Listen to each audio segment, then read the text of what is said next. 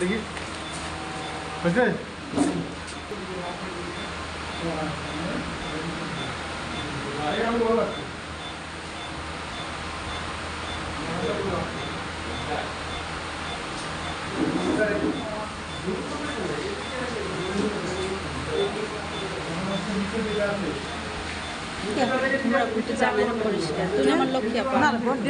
আমি যাব না তো তোমার তুমি কি পাবো চলে এসো বাচ্চা কাচ্চা নষ্ট হয়ে যাবে আমার বাচ্চা তো নাই কনসেপ্ট করে না করলাম আর কনসেপ্ট করে নিয়ে